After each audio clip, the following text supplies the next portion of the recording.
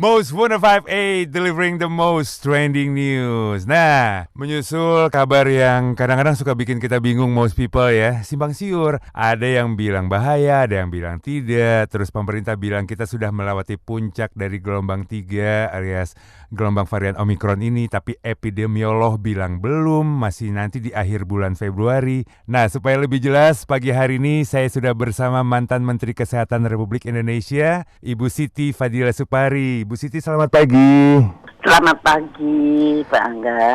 Kesibukannya apa pagi hari ini, Bu Siti? Lagi sedang berkebun, pagi-pagi berkebun, nanti siang ada syuting untuk. Oh ya, kan jadi YouTuber ya sekarang Bu Siti ya? Iya, YouTuber. Jadi YouTuber di YouTube-nya Siti Fadila Supari Channel.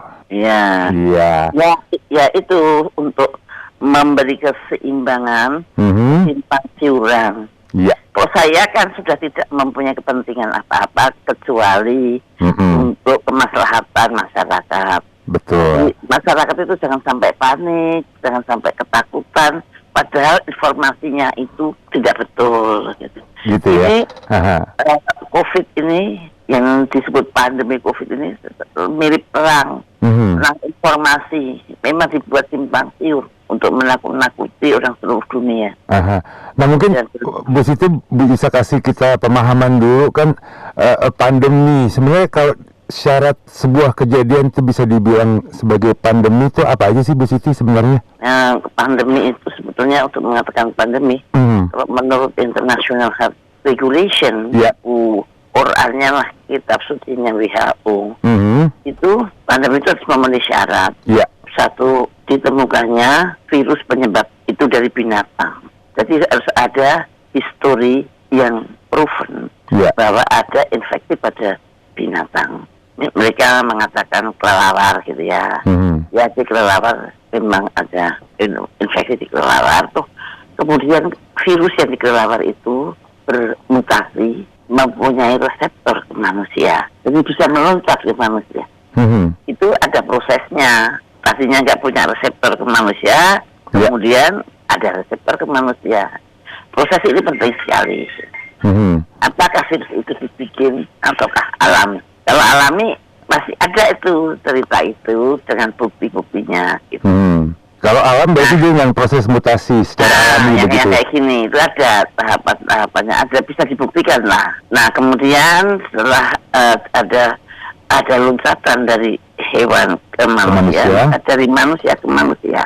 Nah, kemudian dari manusia menyebar ke manusia di negara lain. Nah, itu namanya pandemi. Itulah baru yang disebut sebagai pandemi. Nah, kalau berarti tetapi yang yang COVID ini, yang pertama tadi ya ditemukan sampai sekarang. Yang dari binatang ke manusia itu enggak ditemukan. Kenapa saya bisa bilang begitu?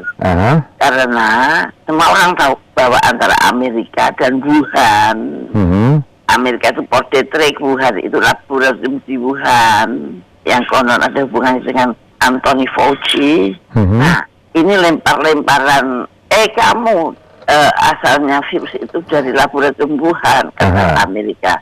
Wuhan nggak terima, enggak dari kamu. Mereka berantem untuk mengatakan bahwa virus yang pertama bukan dari saya, bukan dari Wuhan dan dari Amerika. Artinya kan belum ditemukan. Kalau belum ditemukan, maka untuk mengkonstruksi bahwa ini pandemik tidak lengkap, ya boleh dikatakan cacat lah.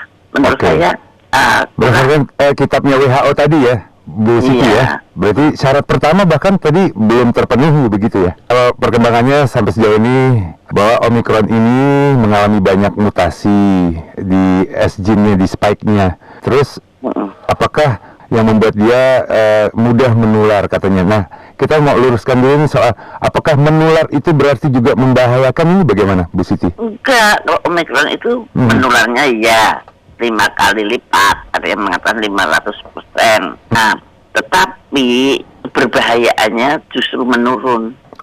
Itu sebetulnya sifat alami dari virus. Virus itu semakin menular, maka semakin tidak ganas. Seperti virus influenza yang semakin tidak berbahaya. Seperti virus influenza gitu ya, Bu Siti ya?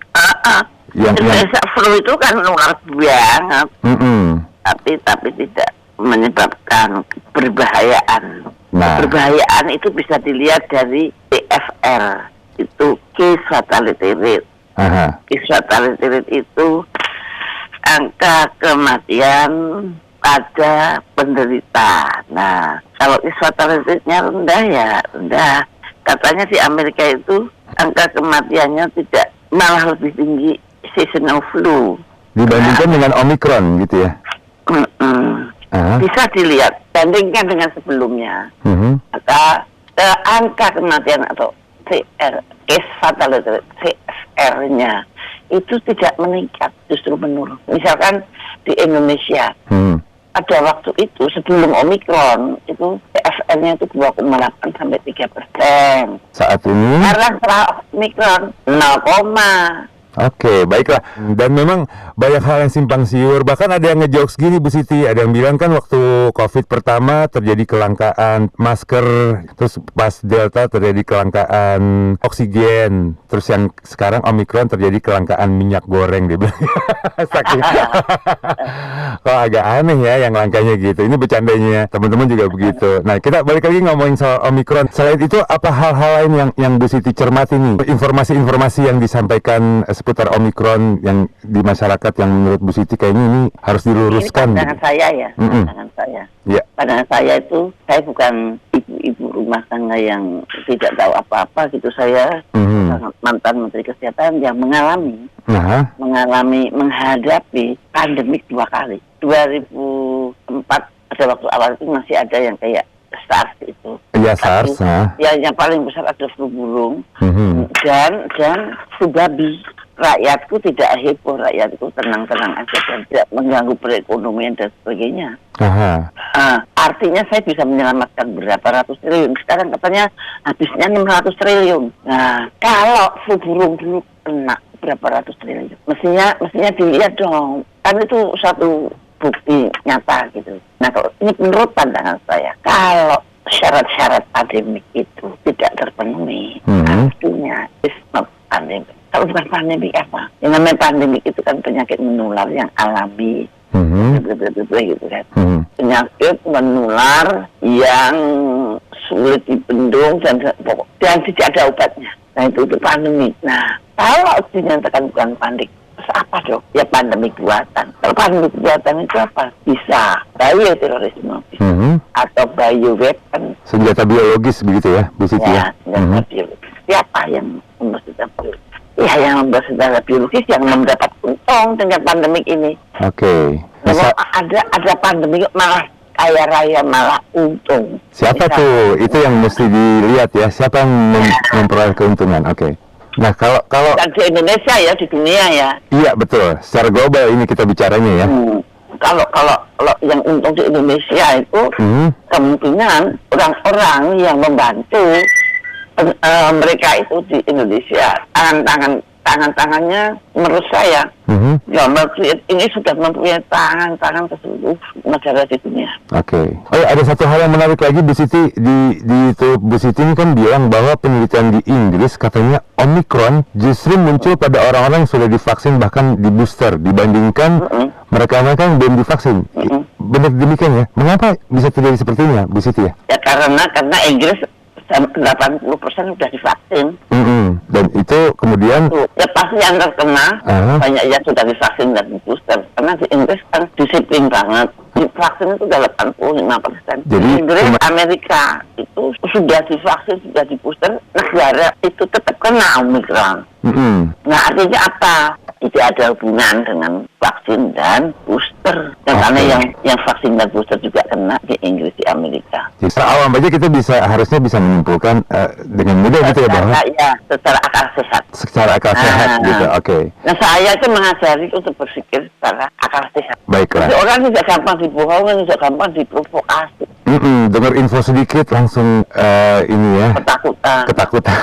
Nah, sejauh ini sebenarnya saya juga bingung sih, kan kita selalu mengacu sama data-data yang ada di luar, kayak tadi data di Amerika, data di Inggris dan lain-lain. Kita sendiri sebenarnya di Indonesia sudah punya data yang komprehensif nggak tentang si varian-varian ini, terutama Omicron begitu, Bu Siti? Yang saya tahu pada waktu awal-awal itu kita mesti menyadari negara kita itu kok soal pencatatan itu Zero deh, nggak bisa bagus itu, nggak tahu kenapa. Oke, itu catatan penting ya. Pengalaman saya pada menjabat sebagai menteri. Belum, saya itu kan researcher. Oh ya, sebelumnya ya, sewaktu menjadi researcher. Mau mengetahui angka kematian, saja susah Pak. Saya mesti menelusuri yang mencatat orang mati itu siapa, di mana saja. Oh di Pak RT dan rumah sakit. Pak RT juga langsung datang ke RT. Ada RT yang nyatet itu, mana tukang nyatetnya? Tukang nyatetnya buta huruf. Jadi kalau kamu nyatetnya bagaimana kamu buta huruf? Ya mereka yang suruh nulis sendiri gitu. Nulis sendiri, oke. Ya, ada keluarga yang lapor bahwa ada yang mati gitu, di RT-nya gitu. Nulis sendiri di bukunya aku lagi. Waktu itu turun dengan Yarfas waktu itu WHO dia, kalau nggak salah. Ya, di Senat aku malu banget. dengan kenyataan yang terjadi di Indonesia gitu. Itu pengalaman. Terus kemudian saya jadi menteri. Saya panggil staf saya bagian ibu dan anak. Ya.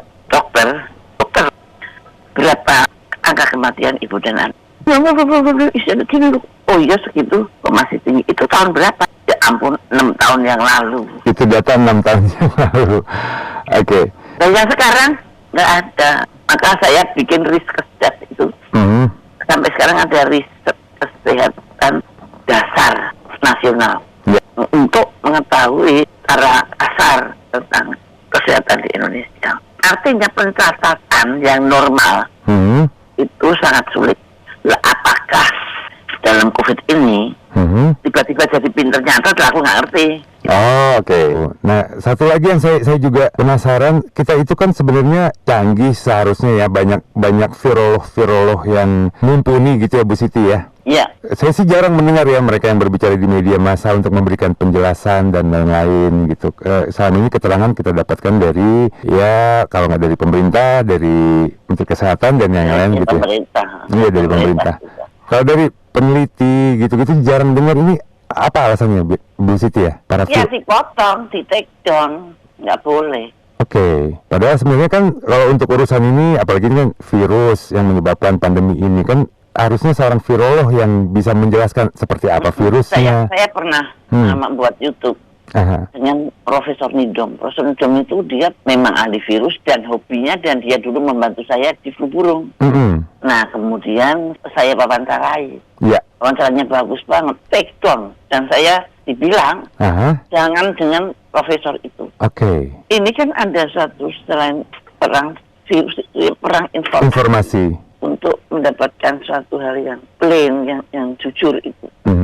Baiklah. Makanya saya dengan sukarela saya bikin YouTube ya, ini bikin sendiri dengan biaya sendiri, dengan waktu sendiri, dengan inilah hanya untuk supaya rakyat tidak terlalu terbius dengan kabar-kabar yang sebetulnya tidak perlu atau bohong. Dengan narasi-narasi yang selama ini nggak ada imbangannya gitu ya, nggak ada perimbangannya begitu ya? Iya, makanya ya? saya bikin YouTube itu karena saya terusik dengan hal seperti itu. Baik. Kok kayak gini toh gitu. Turun gunung lagi dong Bu Siti, ibaratnya gitu ya. Oh gitu.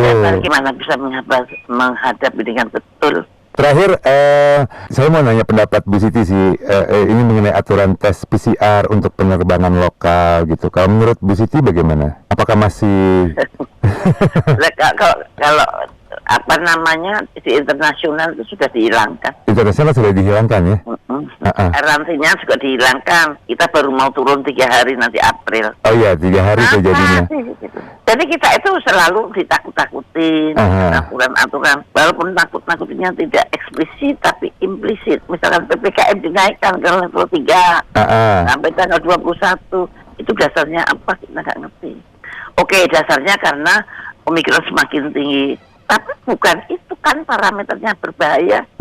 Omikron memang tidak bisa dicegah dan dia setinggi apapun juga tidak meningkatkan keterisian rumah sakit dan TFR tadi. Iya. Kalau dua hal itu terkendali, berarti pemerintah jangan galau, nggak usah naikkan PPKM, masukkan ekonomi. Karena dengan meningkatkan PPKM itu ngerem ekonomi. Iya. Itu loh.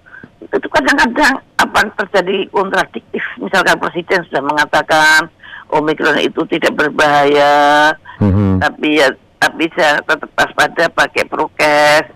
Oke. Menteri Kesehatan juga bilang begitu. Keterisian rumah sakit oke banget sekarang. Wisma Atlet sudah kosong, maksudnya yang masuk lebih sedikit daripada yang keluar. Itu tanda-tanda bahwa tidak berbahaya gitu.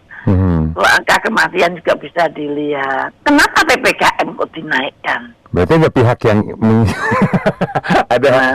ada pihak yang mungkin menginginkan seperti itu gitu. Kalau menurut Iya, menurut saya iya, ada kepentingan. Ada kepentingan. Oke. Yang di luar untuk menyelamatkan rakyat dari pandemi. Oke. Kepentingan itu banyak, bisa kepentingan dagang, bisa kepentingan politik dan sebagainya. Iya. Ini kalau kita bicarakan sih banyak banget kaitannya, apalagi sekarang mau ada G20 gitu ya, di mana negara-negara makanya jangan sampai pemerintah itu menakutin rakyat sehingga negara lain jadi takut, tidak mau datang ke sini.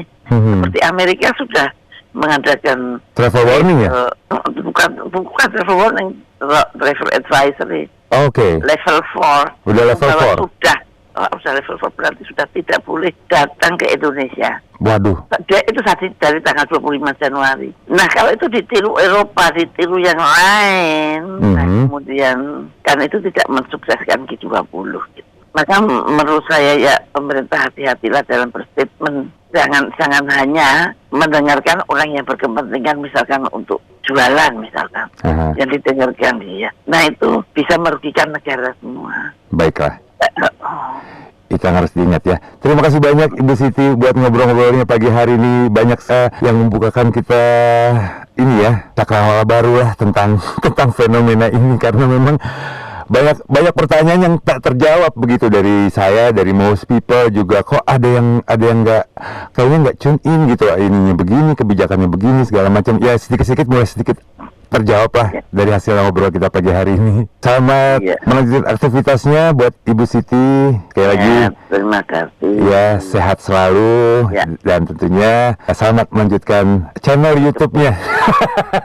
Kita tunggu buat info-info selanjutnya dari Siti Fadila Supari Channel. Ya, tunggu ya. Iya, siap.